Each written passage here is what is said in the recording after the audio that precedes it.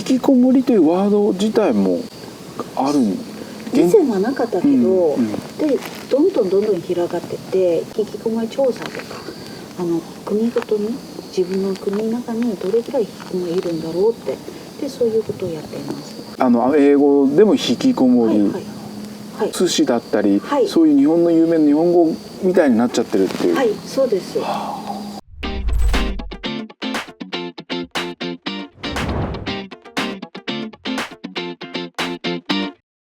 はい、私はロザリンです。マレーシア出身です。今は秋田で引きこもりの研究しながら居場所を運営しています。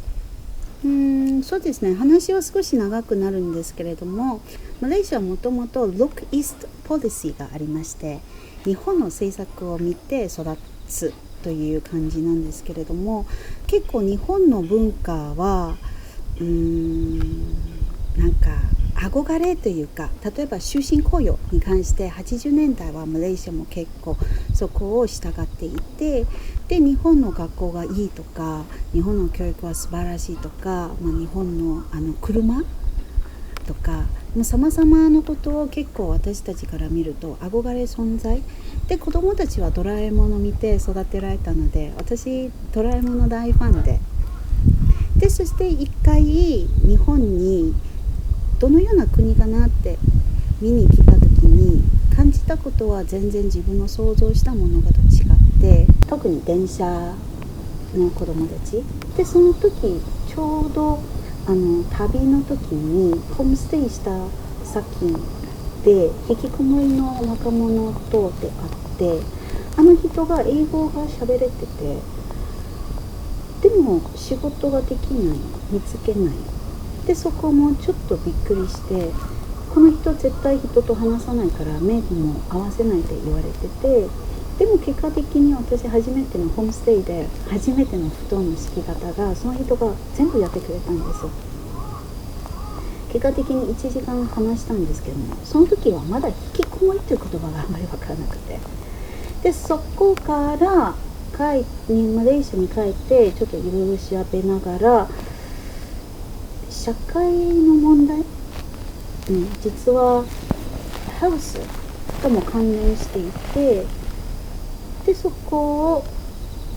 一回仕事を辞めてソーシャルフェノメノンの角度で調べてみようと。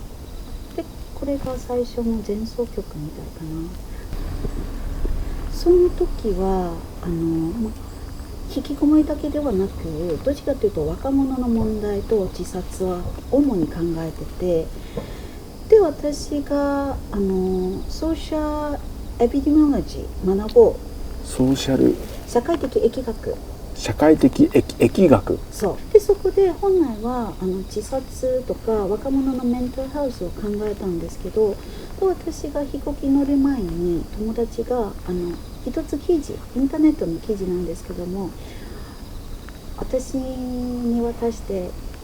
その飛行機の中に読んでくださいって言われて、でその記事は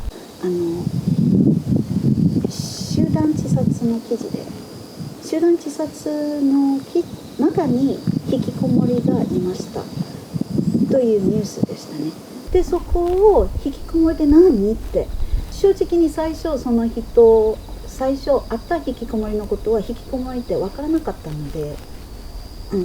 ただ引きこもりって何のことってちょっと分からなくて、教授と話し合いしてて、どのようなテーマで論文を進めていこうかという時に、で自殺もすごい大切だし、メンタルヘルスも大切だし、ただ目の前に今一番分からなかった引きこもりという言葉は何なのという。でそもそも引きこもりは好きで引きこもってるなのか、なんか嫌で引きこもってるのかで、そういう部分はほとんど分からなかった状態。6ヶ月以上誰とも会わない、職場も行かないという、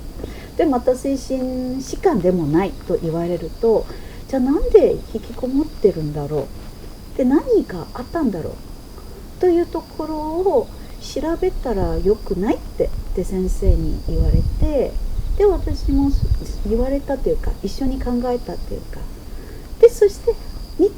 状況本当に海外いないかってでそれも気になっててそこから始まったかな。まだ日本語あんまり分かってなかったので私引きこもり調べるでしょ。である引きこもりの人とつながったんですよ。でその人が私が引きこもり研究してるのことが分かって私にテレビ電話をしてきた。その人が少し英語を喋れててで私に一生懸命自分の様子を伝えようと思ってたんですよ。で私はその人の英語あんまり分からなくてで日本語も私あんまりできてなくてですごい切ないのもう本当に15分しかないの会話なんですけれどもでその人が最後に私に言ったのはぜひたくさんの人の話を聞いてください。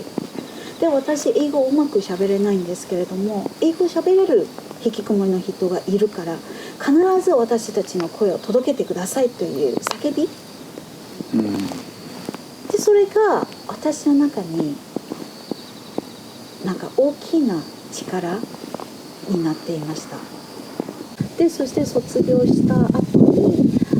私現場を旅することになって自分がネットこうした、また人の話こうした引きこもりの状態は本当にそうなのかで自分の目で見たくてちょっと世界一周旅してきました。アメリカと中国とマレーシアも香港もそうなんですけど卒業した後に旅したので、それは日本のいわゆる定義上の引きこもりっていう定義に合う人がやっぱ世界中にいらっしゃる、たくさんいらっしゃる。はい、いた。でもそれは日本の、ね、引きこもり当事者の方もやっぱり自分を責めてねいて、同じ傾向がやっぱり世界であってありますありますあります。引きこもりというワード自体もある以前はなかったけど、でどんどん広がってて今も20年前の全然違って今平均に引きこもり調査とか国ごとに自分の国の中にどれくらい引きこもりいるんだろうってでそういうことをやっています。で英語でも引きこもり、寿司だったり、そういう日本の有名な日本語みたいになっちゃってるっていう。はいそうです。その後東京大学でもう一回研究を、日本の大学院ですかね、大学院になるんですよね。そこでもう引きこもりの研究をされていて、でそれで今もその延長線で、今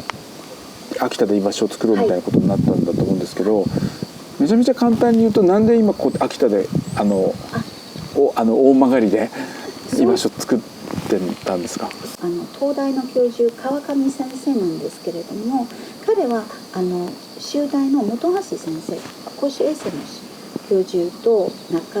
良くてでルースリンがやってるのことはどっちかというと似てるじゃないかって言われててでそこをじゃあ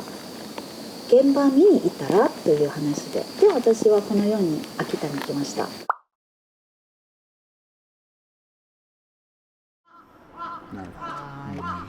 じゃあ入りませんか？はいどうも。ちょっと少し外出る？はい、ちょっとね連絡したいところがあります。ごめんなさい。後でまた話す。オッケー。ありがとうございます。ごめんね。でこのようにたくさんの人が来るときにちょうど靴が大変なので、そしてこの前一人支援者がそれを見ていたらじゃあこれを作ってくれた。でそれでもまだまだですよね。はい。でこれ Dream Catcher でこれは自分たちが作ったものでこれも結構何年になっててこれ全部ダメになっちゃったんですけど、はい、この感じですね。でここは普通ですね。はい。でこのスペースはだいたい初めて来るの人たちが例えば相談になるとあえてここに座ります。あえてここに座ります。でそして利用者はこっちでワイワイしながら、または自分がなんだろうゆっくりしながら、でここで私たちが、相談授業みたいなことを始めていてでそしてここも多分少し聞きながらじゃあ私も似たような状況でしたよってという話し合いが始まるんですよね。はい。なるほど。じゃあこれは今までは普段はそうじゃないんですけれども、ここ結構なんだろうその日の利用者たちのなんだろうやりたいこととかでそれが合わせてやってるものがあって、じゃあ今日は引きこもりボイスステーションが来ていて、その刺繍しながら交流するとかでそれも面白いなと思ってて。私はこうは参加してないんですけれども、皆さんが自分がなんか好きなものが入ってるみたいで、じゃあ開心号が書きましたね。はい。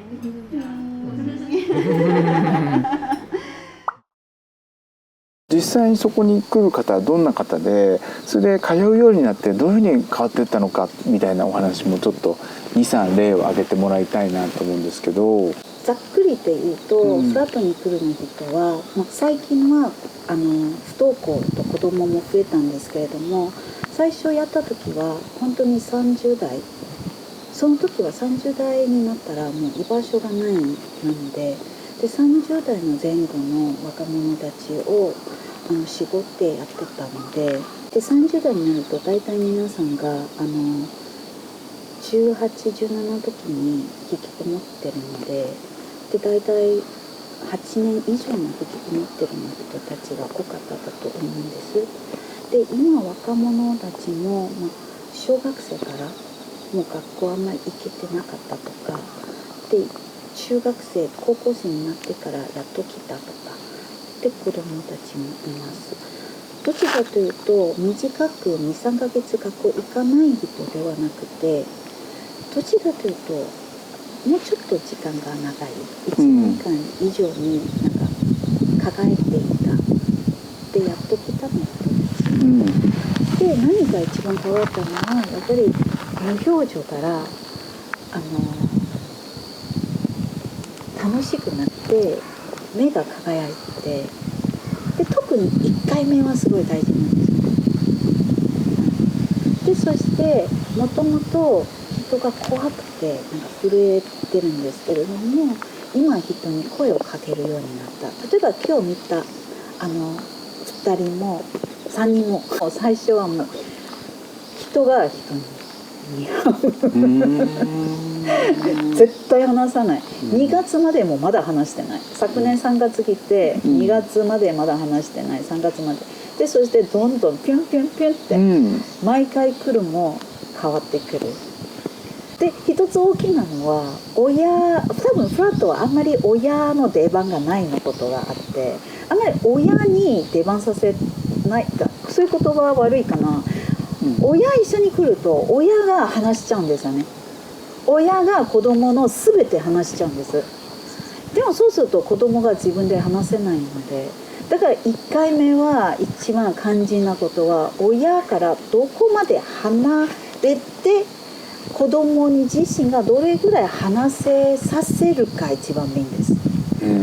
それができないであれば次がなかなか難しい。それでみんなとお話をしたりいろんなプログラムをやったりしてそれから変わってくるんですか？最初はそんなに頑張ってはできないんだと思うんですよね。もともと人不信感が強いから、頑張って人と付き合いたい人もいれば、でそれはすごい頑張って人と付き合いたい人は大体ね、もう最後の選択肢、死ぬ前の選択肢、もう最後もう一回やろうかって。でその節目節目の時の人たちはすごい頑張るんですけれども、で最初はもちろん頑張りたいけど頑張りたい気持ちもあるんですけども、でも頑張るぞというところに持ち行くと辛いだと思うんですよ、引きこもりの人たちは。なかなか頑張れなくなるというか、頑張れない自分を責めちゃうというか、だから私たちは次につながるのは頑張ってきてねって言葉は言わない、よかったら今度食べに来てって、お茶飲みに来てゲームしに来てとか、でちょっと雰囲気見に来てって、でそういうことが言う。私たちは支援者という言葉あまり使わないので、どっちかというとみんなお互い様。私もそういう時期あるし、あなたもそういう時期、たまたま今その時期になってるだけだから、じゃあこの時期は本当に好きなの、これからもずっとこれで納得できるの、納得できたら納得できるっていいし、納得できなかったらじゃあ一緒に考えようかという感じ。その私たちが考えてるのコンセプトは、引きこもりは永遠の弱者ではないで、そして永遠に支援されるべきのものと思っていません。引きこもりの人も引きこもりしながら支援者になれると思いますし、でそして引きこもりになるのもうざいって引きこもりになりたくない人たちもいるし、そのことまず前提ですね。でそして学校の時にこういうことがあったら多分自分が引きこもらなかったんだろうと思ってるの人たちが結構今仲間というか増えていて、同じ思いの。だから学校の中に実はすごいずっとギリギリで不登校もになってない、でも大学に一旦入ったらまた社会人になったら引きこもってしまう人たちもいるから、でそれが学校の中にもうちょっと気楽に自分ができる場、なんか自分が過ごせる場があったらいいなって、学校の中の居場所を作りたい。それが彼たちの願い。だから引きこもりにならないうちに学校の中にもしフラットがあれば、自分が不登校になってないと思ってる人たちが思ってるというか、自分が不登校にならなかったというそういう声があって、だからフラットは学校にあったらいいんじゃないかという、誰でも来れる、皆さんの意見の聞こえる、自分だけの悩みではないというところを、ギリギリのところをセーフして、だから不登校介入じゃないよ、予防したいの、でそしてそれが不登校なんで予防するのって、不登校なってるいいんじゃん。でもちろん不登校なるざるを得ない時に不登校になるしかないから、それはしょうがないんですよ。でもそもそも不登校なんでなったの？私の意見が人と違うからダメだろうってと思ってて、でそこが不登校になるざるを得ないの人もいるから、そのチェーン一回切りたい。確かに、